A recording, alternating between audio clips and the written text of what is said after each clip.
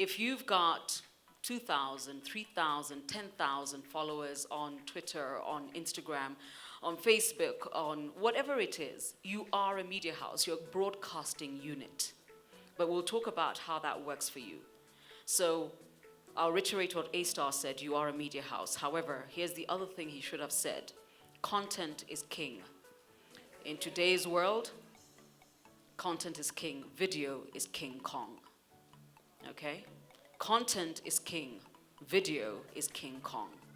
The world you live in today, it's not just pictures that matter, but video.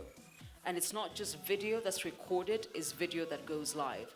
Skills is everything, as Kavuda said. However, it is so important to hone that skill. A lot of us who get into this business, media, music, what you tend to do a lot is just go with your talent.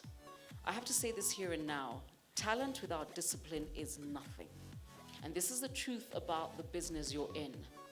There are people who sing, there are people who you know don't even have the voice training. You hear them sing and you think, I could do better than that. But because they spend so many hours and they spend so much time on their craft, they kick your proverbial butts every day.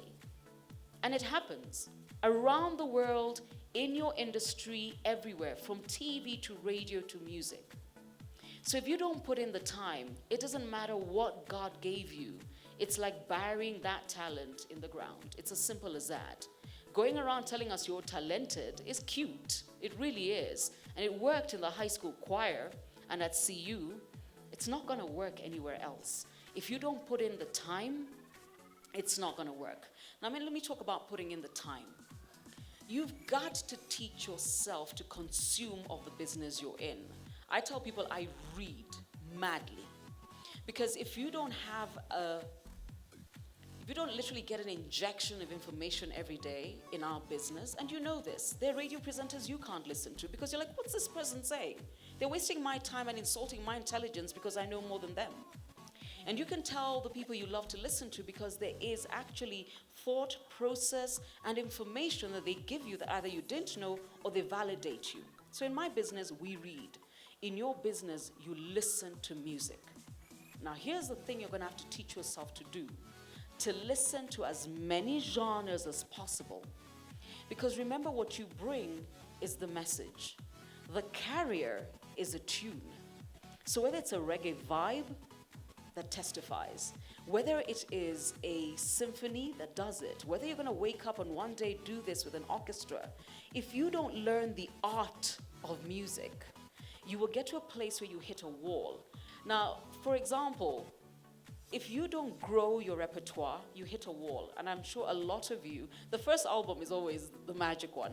And there's something in the music industry known as the curse of the sophomore album, which is your second album. Everybody expects it to be as big as your first one. And if your first one was big, the pressure is real.